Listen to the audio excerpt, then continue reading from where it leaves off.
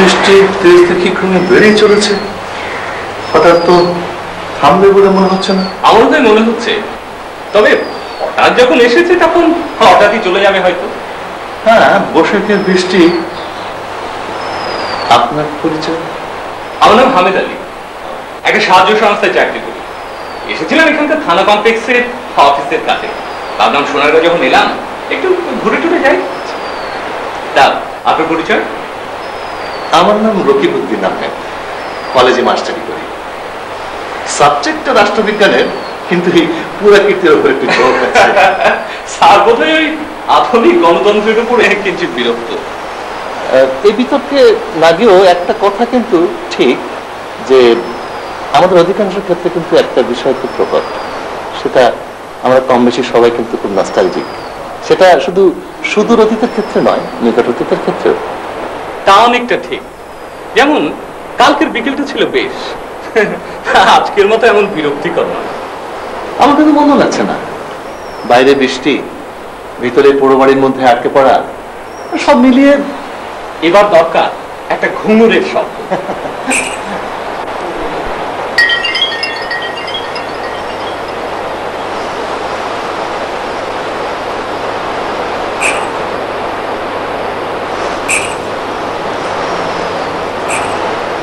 বাইরে প্রচন্ড বৃষ্টি আর বাতাস, বারান্দায় বন জানি।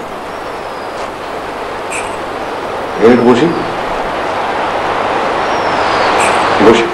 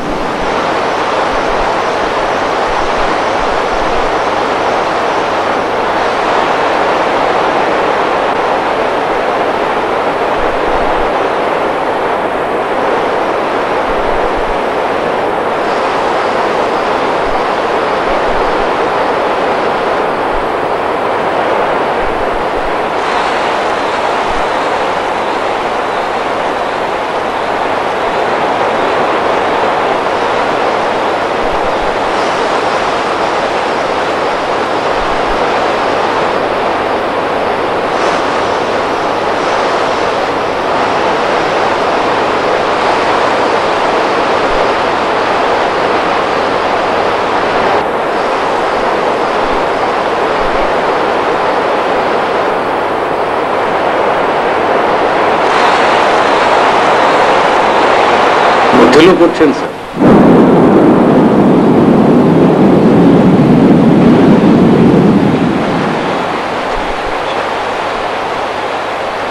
হোটেলের শেষটা কিন্তু শেক্সপিয়ার ঠিক মতো করতে পারে।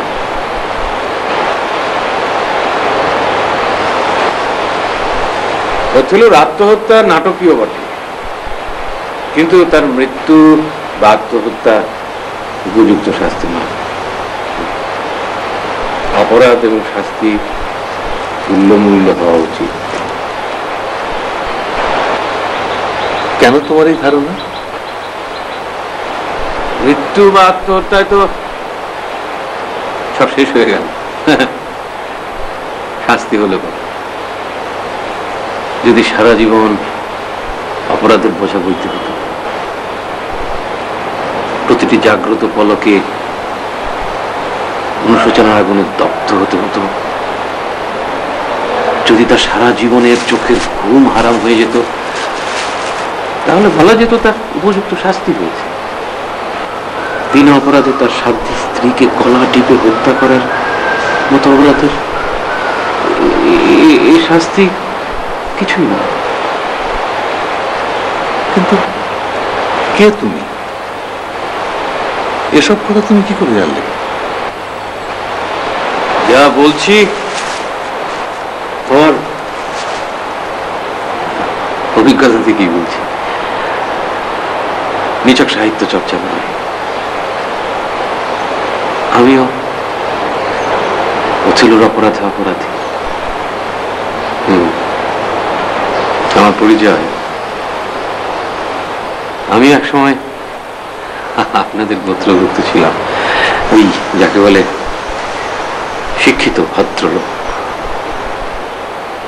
আমার এই গোত্রচ্যুতিও আমার অপরাধের আরেক শাস্তি।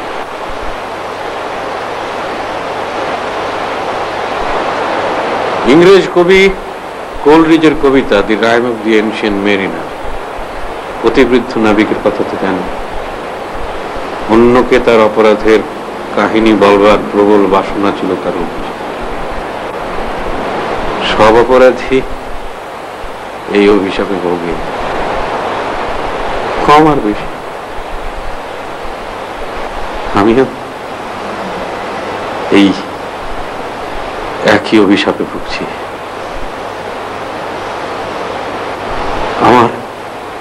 আমার অপরাধের কাহিনী বলবার অদম্য বাসনা আমি এতদিন দমিয়ে রাখতে পেরেছি, কিন্তু আজকে আর পারছি না। এই বর্ষণ মুখর দিনে আজকে আমি কিছুতেই নিজেকে দমিয়ে রাখতে পারছি না। শুনবেন স্যার?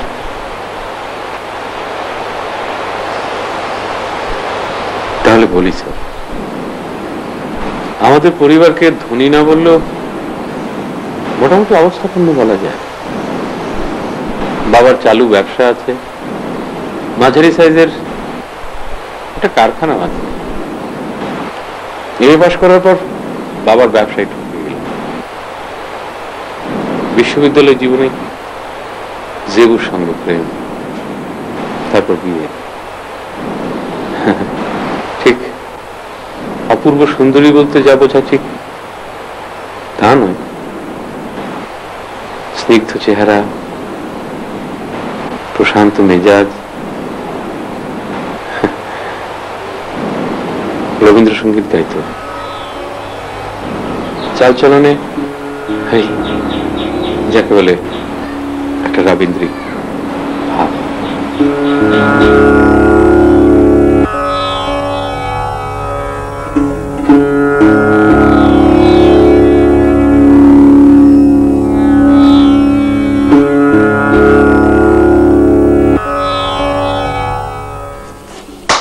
হেড না টেল?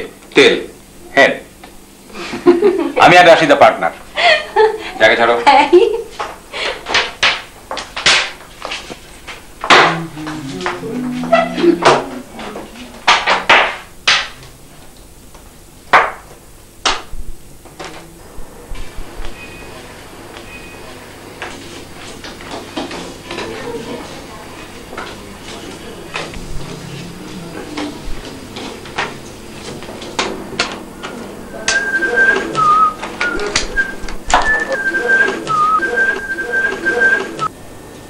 No. No. No. One dice. No. No. 3 no trump. এই ডাবল খাবে কিন্তু। দিয়েই দেখো না। Confirm GSA game. লিড দাও।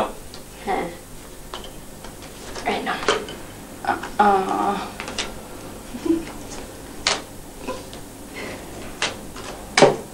ছটা দাও। Third one must be highest.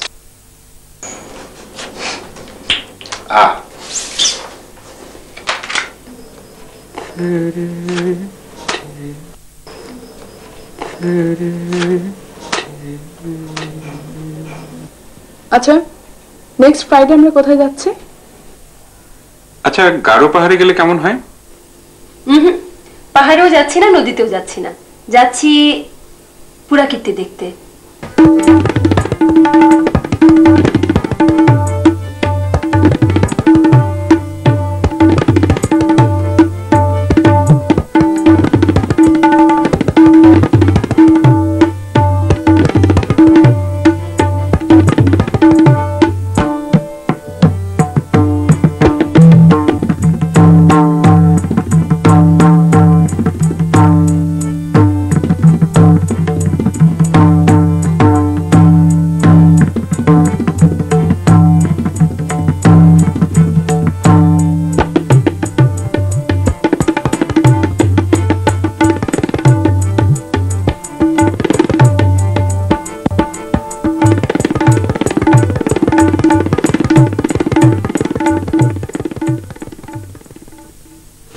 এখানে এলে মনটা যেন কেমন হয়ে যায়, মনে হয় 300 বছর আগে যদি জন্ম নিতাম। 300 বছর আগে জন্ম নিলে আর যাই হোক, 4 জনে মিলে এখানে আসা হতো না। পেছনে ফিরতেই যদি হয় তাহলে 300 বছর আগে কেন? দাপর বা ত্রেতা যুগে হয় কেন? বা তারও আগে? সেই যুগেই যদি জন্ম নিতাম, আমি কিন্তু বাবা দ্রৌপদী হতাম না। আমি হলে হতাম মেনুকা। অনেক চ্যালেঞ্জিং জব। বেশ, আমি না হয় বিশ্বামিত্র হতাম। আপনার ধ্যান ভাঙাবো আমি? হে, আমার কর্ম নয়। এই কর্মের একমাত্র প্রতিনিধি হচ্ছে মোসাম্মদ জেবুন মেসা।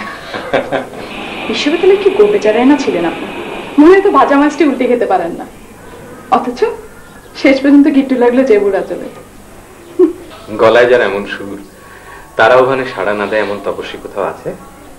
শুধুই গান, আমি কিছু নই। তুমি সন্ধ্যার মেঘমালা, তুমি আমারও সাধের।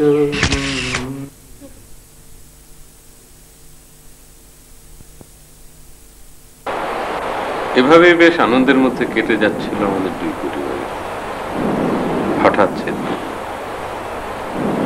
শুরু হলো রেজার পরিবারে, আর তার করুণ পরিসমাপ্তি ঘটলো আমার পরিবার। জেবু যেদিন আমাকে প্রথম ঘটনাটা বলল,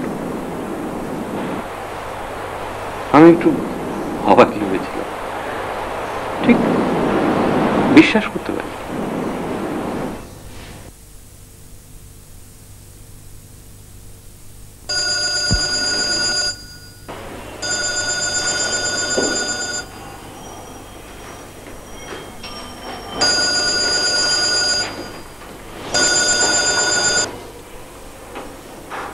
হ্যালো,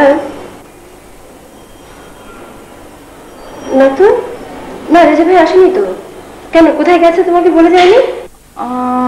না, আজকাল কোথায় কি করে আমাকে কিছুই জানায় না। ব্যাপারটা আমার জন্য কেমন লাগছে।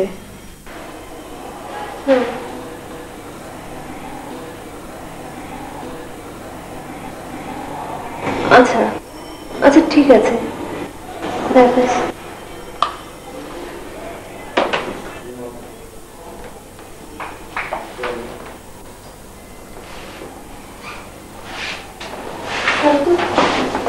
কে ফোন করেছিল এত রাতে? না মানে কি ব্যাপার? তোমার গোপন কথাটি সখী রেখা। সবসময় ঠাট্টা না, এটা ঠাট্টার বিষয় না কিন্তু। আচ্ছা বলো। রাশেদা বেশ সংশয় আছে রেজা ভাইকে নিয়ে।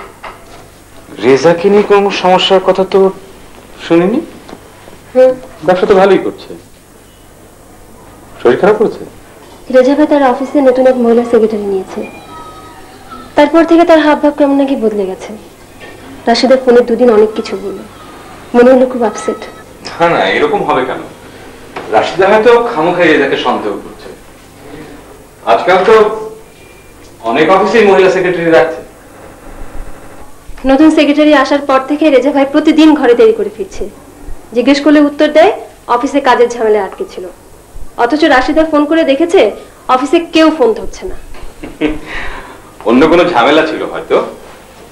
তাহলে রেজা ভাই রাশিদার প্রশ্নে বিরক্ত হবে কেন? ঠিক আছে, রেজাকে জিজ্ঞেস করে জেনে নেব। জি স্যার, জি আসছি।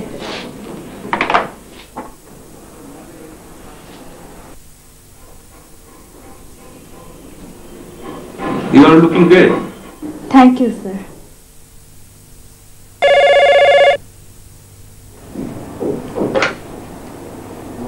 হ্যালো, হ্যাঁ হ্যাঁ ঠিক আছে, হ্যাঁ ওকে পাঠিয়ে দাও। হুম হুম হুম ঠিক আছে, আমি সব চেষ্টাই করবো। হ্যাঁ, কোনো অসুবিধা নেই, ঠিক আছে।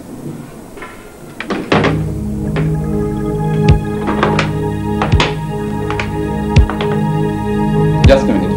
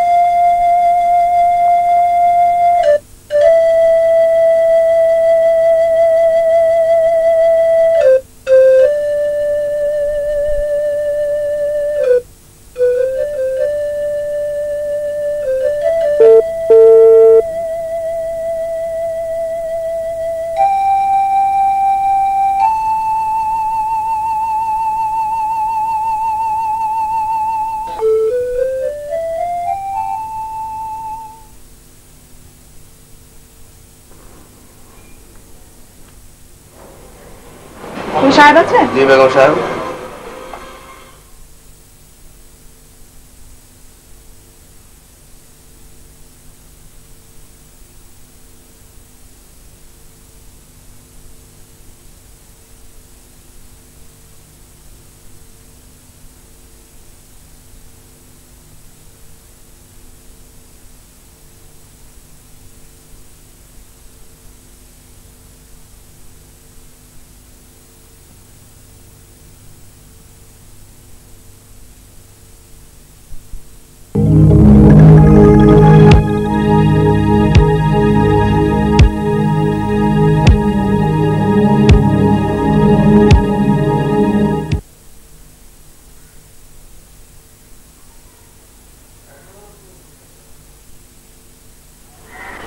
অফিস থেকে এসে আবার কোথায় যাচ্ছ? অফিসের একটা পার্টি আছে, ফিরতে দেরি হবে, তুমি খেয়ে নিও। সারাদিন তো অফিসে অনেক কাজই করলে, রাতে বেলা কি কাজ না করলে হতো না? আহা, বুঝতে পারছো না, নতুন একটা ব্যবসায় হাত দিয়েছি, কাজ তো একটু বেশি থাকবেই। তা তো বুঝতেই পারছি, সারাদিন অনেক কাজই করছো। টেলিফোন সবসময় এনগেজ থাকে আর দরজা বন্ধ করে কাজ করতে হয় যাতে তোমাকে কেউ ডিস্টার্ব না করতে পারে। কি বলতে চাও তুমি? তুমি অস্বীকার করতে পারবে 6টার সময় তোমার রুমে যখন তোমার সেক্রেটারি ছিল তখন দরজা ভেতর থেকে লক করা ছিল না? তার মানে তুমি অফিসে গিয়েছিলে? হ্যাঁ গিয়েছিলাম। আমার উপর গোয়েন্দাগিরি করতে গিয়েছিলে? তোমার এত বড় দুঃসাহস! তুমি এমন একটা কাজ করবে আর আমি গোয়েন্দাগিরি করতে পারবো না? ছি, তুমি একটা জঘন্য ইতর লম্পট। Shut up!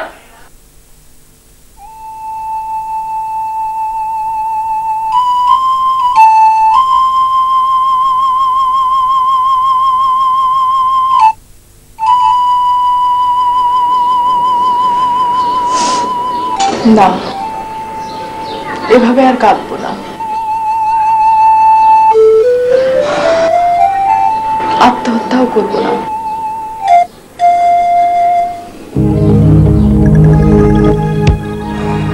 প্রতিশোধ নিব, প্রতিশোধ নেব।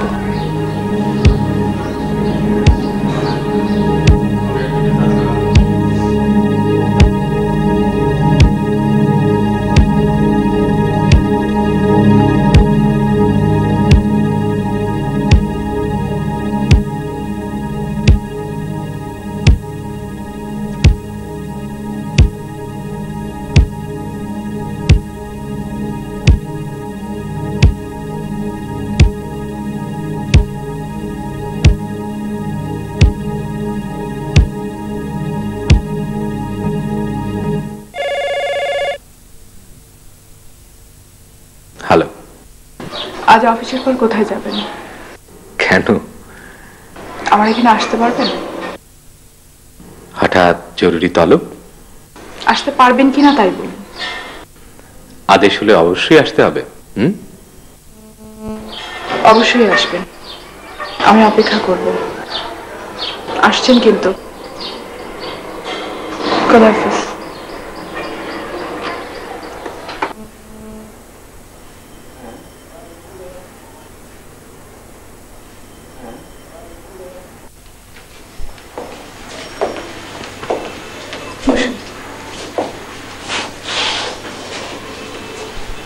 আপনার সাথে জরুরি কিছু কথা আছে। রেজা কোথায়? চিটাগাং গেছে, ফিরতে 2-1 দিন দেরি হবে।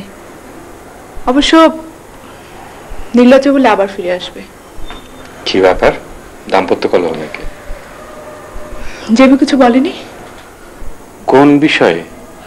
রেজা আজকাল কি করছে? ও হ্যাঁ হ্যাঁ, কি যেন একটা বলছিল। বেশ কিছুদিন থেকে আমার সন্দেহ হচ্ছিল, তবে নিজে থেকে বিশ্বাস করতে যাচ্ছিলাম না। কিন্তু ওদিন অফিসে গিয়ে যা দেখলাম, ছি, সে যে কত বড় লম্পট আর অমানুষ হয়েছে, আমি আমি নিজেকে সান্ত্বনা দিতে পারছি না। অস্থির হবে না, আমার মনে হয় সব ঠিক হয়ে যাবে। না না না, এমনিতে ঠিক হবে না। সে এমন একটা জঘন্য ঘটনায় জড়িয়ে পড়লো, আবার আমার গায়েও হাত তুললো। এর প্রতিশোধ আমাকে নিতেই হবে। আমি নিশ্চিত জানি চিটাগাঙ্গে ওর সাথে ওর সেক্রেটারিও গিয়েছে। ও পারলে আমি পারবো না কেন? তোমার কি মাথা খারাপ হয়েছে? না, আর মাথা ঠিকই আছে।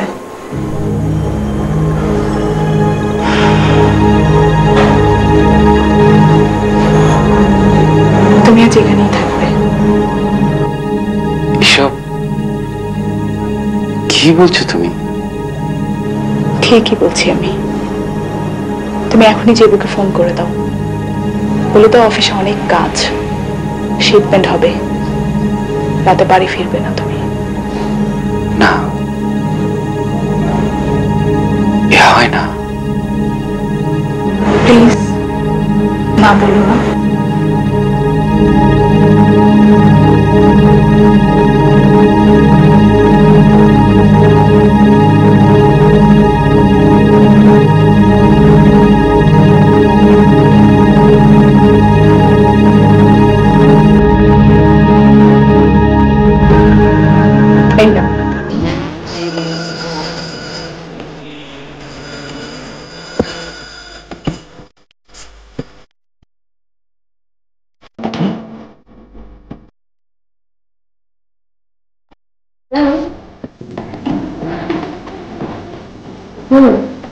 তা তো বুঝলাম, সারাদিন কাজ আর কাজ নিয়ে থাকলেই চলবে?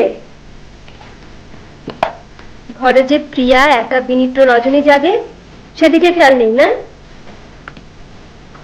শোনো, যত কাজে থাকুক সুযোগ পেলে ঘুমিয়ে নেবে কিন্তু।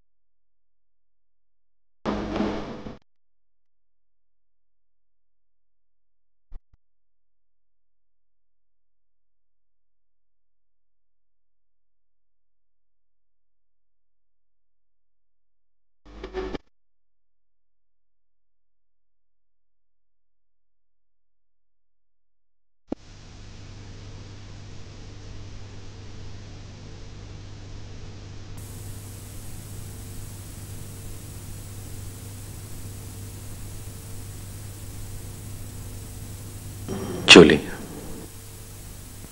শুনুন, মনে রাখবেন যা কিছু ঘটেছে আজ এখানেই শেষ।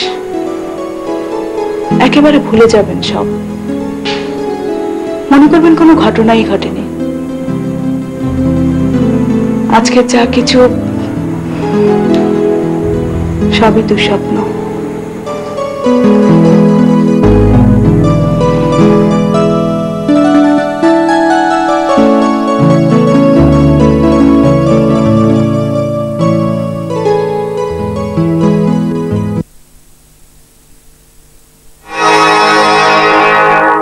এক গ্লাস দুধ খেয়ে দিন শুরু করা খুবই ভালো, কিন্তু আজকের কর্মব্যস্ত জীবনে আপনার দরকার সুষম পুষ্টি। তাই এক গ্লাস দুধে আপনার চাই নতুন মিল্ক প্লাস। নতুন মিল্ক প্লাস দুধের পুষ্টিগুণ সম্পন্ন এক সুস্বাদু পুষ্টিবর্ধক, যাতে এক বিশেষ সংমিশ্রণে 22টি প্রয়োজনীয় উপাদান আছে যা আপনাকে দেয় সুষম পুষ্টি। আমি সবসময় আমার পরিবারকে দুধের সাথে দিই মিল্ক প্লাস। মিল্ক প্লাস ওদের রাখে সুস্থ সবল সারাদিন ভর। নতুন মিল্ক প্লাস এ হলো হেলথ প্লাস। নারকেল তেল কাশ্মীরি লাইট, সম্পূর্ণ নতুন গুণে, ইজি ওপেনার কন্টেইনারে। আমার কেশবতীর পছন্দ, কি আনন্দ! কাশ্মীরি লাইট বিশুদ্ধ। কি সুন্দর হাসি! এর রহস্য ডেন্টালাইট, দাঁত ও মাড়ি সুরক্ষায় ডেন্টালাইট অনন্য। এতে আছে প্রাকৃতিক উপাদান যা দাঁতের ক্ষয় রোধ করে, তাই দাঁত রাখে উজ্জ্বল আর সতেজ হাসি সারাক্ষণ। Dentalite tooth powder, new life and company private limited.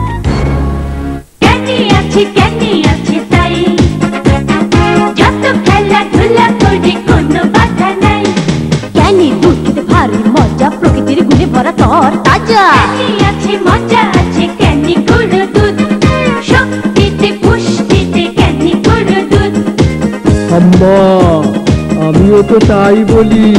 ও ঠিকই বলেছে, ক্যানি এলো টিনজাত হয়ে সরাসরি হল্যান্ড থেকে। ক্যানি গুঁড়ো দুধ, টিনে ভরা প্রকৃতির বিশুদ্ধতা।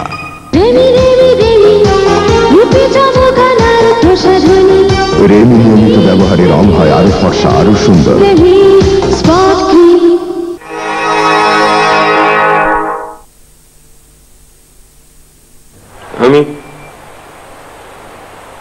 আমি ঘটনাটা ভুলে থাকতেই চেয়েছিলাম, মনে করতে চেয়েছিলাম যেটা একটা দুঃস্বপ্ন। কিন্তু সেদিন আমার ঘাড়ে একটা শয়তান ভর করেছিল, সে আমাকে কিছুই ভুলতে দিল না, বরং সে অন্যরূপে আমার কাঁধে চেপে বসলো, আমাকে তাড়িত করে নিয়ে চললো অন্য অন্য আর একটা ভাবনায়। আমাকে আমাকে সারাক্ষণই একটা একটা কি কুমন্ত্রণা দিয়ে চলছিল। সেই জন্যই আমি এখন এখানে।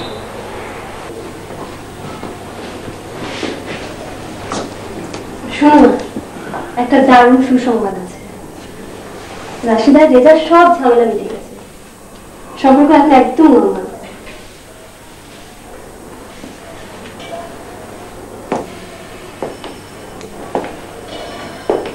ওরা আজ ব্যাংকক গেল। রাশিদা হেসে কি বলছিল জানো? বলছিল দ্বিতীয় হানিমুন। দারুণ লাগছিল ওদের। শোনো না, আমি ভাবছি কি আমরা যদি একটা ঝগড়া বাঁধিয়ে ফেলি, কয়েকদিন কথা বন্ধ, দেখা বন্ধ, কিন্তু একটা সমস্যা দেখা দিচ্ছে। কে আগে ঝগড়া বাঁধাবে, তুমি না আমি? কি ব্যাপার, একদম চুপচাপ হয়ে গেল যে? মন খারাপ হয়ে গেল না? তুমি পাবে, আমরা কখনো এমন করবো না, কোনোদিন না, তাই না?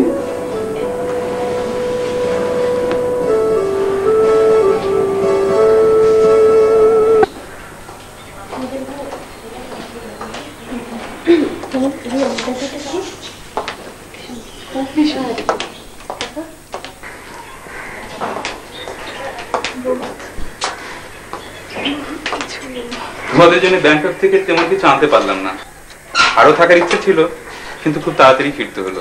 আর কত কত কিছু এনেছেন, অসংখ্য ধন্যবাদ। শুধু ধন্যবাদ জানালেই চলবে না, আজ রাতে তোমাদের এখানে খেয়ে তবে যাবো। না খাইয়ে তোমাদের ছাড়ছেই বা কে? আমি বাবু তোমার গান শুনলেই খুশি, প্রতি আমার পেট ভরে যাবে। তোমরা বসো, আমি আসছি। দাঁড়াও দাঁড়াও, বুঝতে পারছি রান্না হবে তো, চলো আমি যাচ্ছি। রান্নার কি দরকার, যা আছে তাই খাবো। না না, তা কেন খাবো? তোমরা তুই বন্ধুতে মিলে গল্প করো, সাইডবার ফ্রিজ আজ খালি করে দিয়ে তবে যাবো। কি রে, একদম চুপচাপ কেন? না কিছু না, কেমন আছিস বল? ভালো, তা বেশ ভালো। আসলে রাশেদার মতো মেয়ে হয় না, খুব ভালো মেয়ে। রাশিদার সামনে আমি ঠিক স্বাভাবিক হতে পারছিলাম না। বিক্ষিপ্ত সব ভাবনার মধ্যে আমার আমার এক সময় হঠাৎ মনে হয়, সেবু কি এরকম হতে পারে? সেবু কি রাশিদার মতো এইরকম গোপনে কিছু করতে পারে, অথচ তার চেহারায় কোনো পরিবর্তন হবে না? আমার হঠাৎ মনে হলো, রাশিদা যদি সেবুকে সব বলে দেয়, ঝগড়াঝাটি করার মেয়ে যেবু নয়, ও যদি প্রতিশোধ নেবার জন্যে রাশিদার রাস্তায় বেছে নেয়, সারাক্ষণ সারাক্ষণ আমার মাথার মধ্যে এইসব ভাবনা ঘুরতে থাকে। যে কোনো পুরুষ মানুষের সঙ্গে কথা বলতে দেখলেই আমার মনে হতো, এই কি সেই লোক?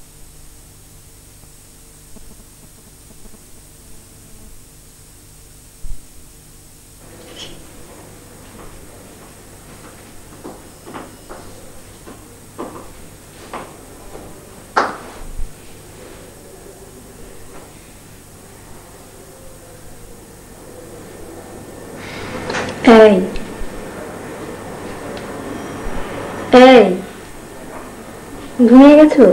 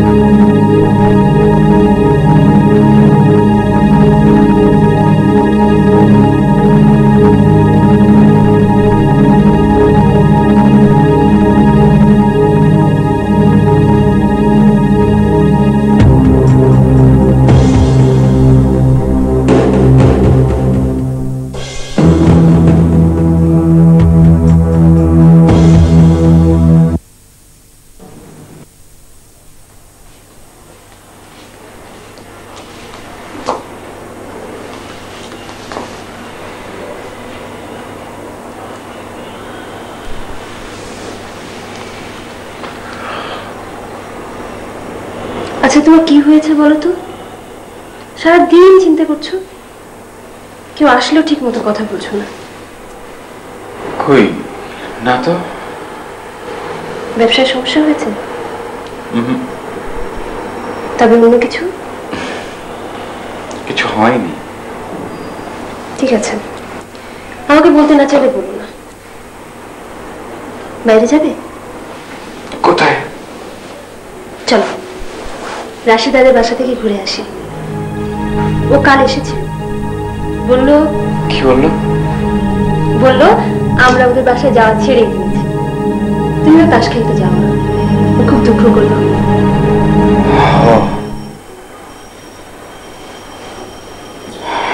তাই তোর শরীর খারাপ হচ্ছে?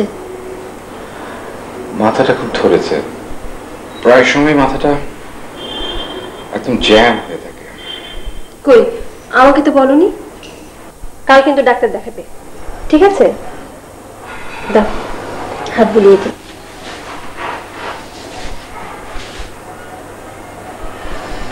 জেবু বলো। একটা গান শোনাবে? অনেকদিন তোমার গান শুনি না।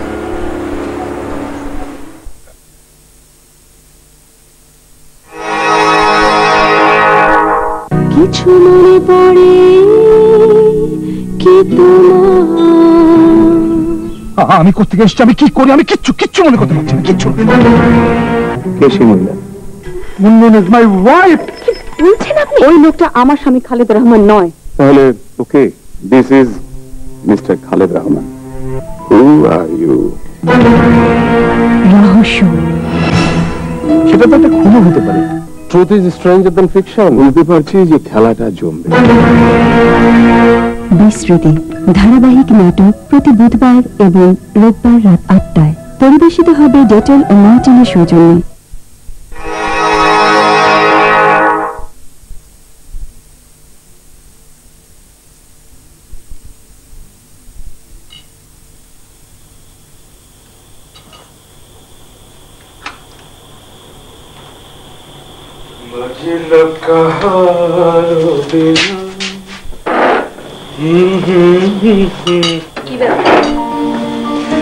মন দেখে একদম ভালো হয়ে গেছে।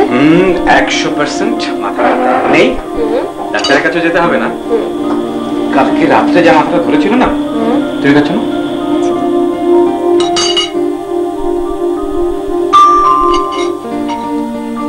কে এলো? দেখো তো।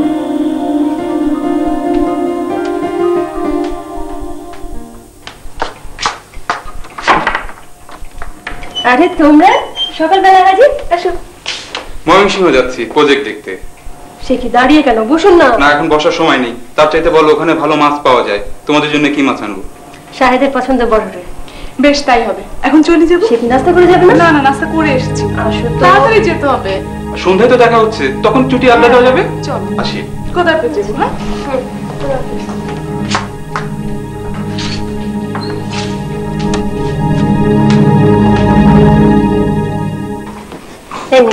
আবার চা কেন?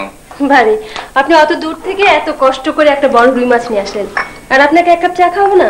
শাহেদ ফিরবে কখন? ওর ফিরতে দেরি হবে, আজ থেকে নাইট শিফট চালু হয়েছে।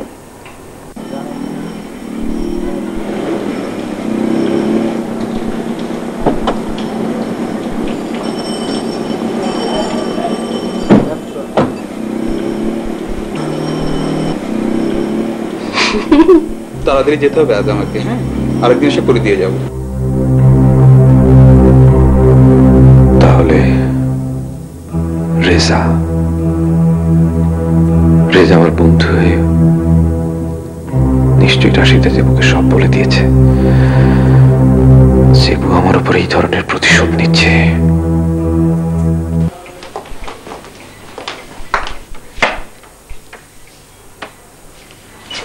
কি তুমি এসে গেছো? আমি আসি তাহলে, তুমি তোমার কর্তার সেবা লেগে যাও। আসি রে, পরে দেখা হবে। কি ব্যাপার, শরীর খারাপ নাকি?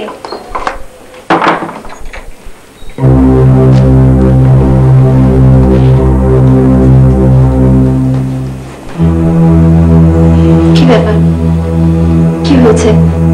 এভাবে তাকিয়ে আছো কেন? কেন, তার বাড়িতে এত তাড়াতাড়ি ওকে বিদায় দিলে কেন? বাড়ি তুমি আসবে না, খাবে না, তাই আমি তাড়াতাড়ি খেয়ে ওকে ছেড়ে দিয়েছি। রেজা এসেছিল কেন?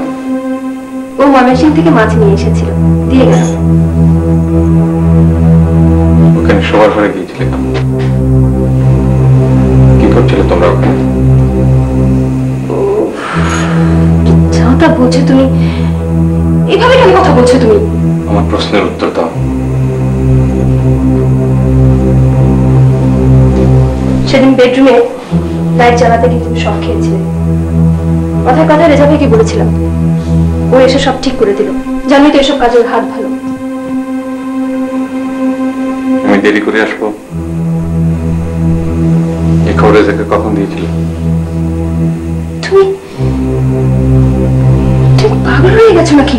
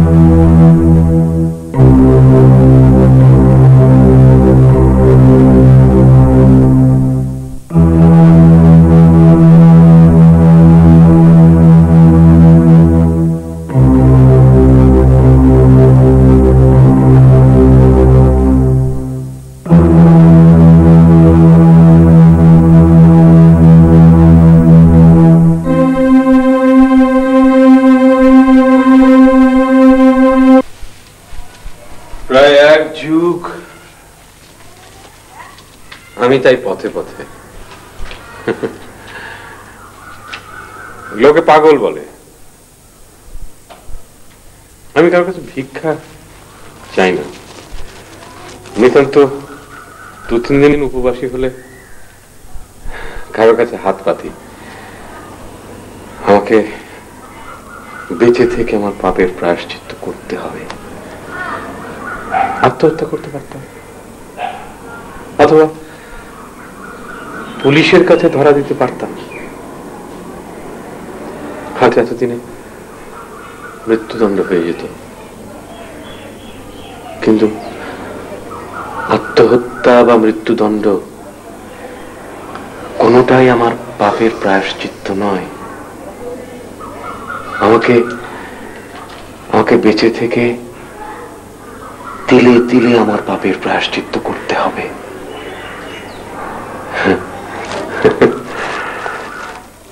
তাই বলছিলাম স্যার, ওথেলো শেষটা শেক্সপিয়ার ঠিক মতো করতে পারেননি। আমার শাস্তিটাই ছিল তার প্রাপ্য। বৃষ্টিটা থেমে গেছে স্যার, আমি তাহলে যাই।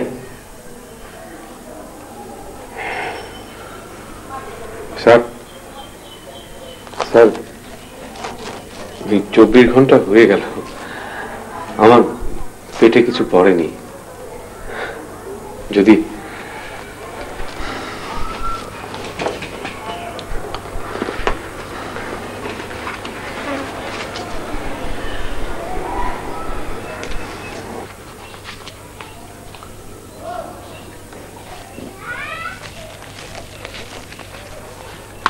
খুনের আসামি আপনার কাছে কনফেশন করেছে, এ নিয়ে যেন পুলিশের কাছে যাবেন না।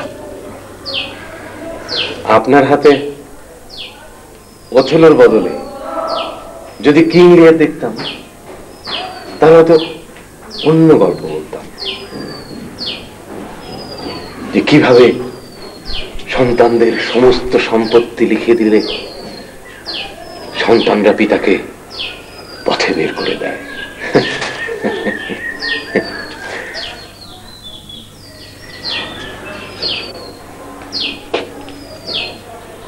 কত রকমের ঠকবাজ যে আজকাল বেরিয়েছে। কি রকমের একটা গাঁজাখুরি গল্প বলে 20টা টাকায় বের করে নিল।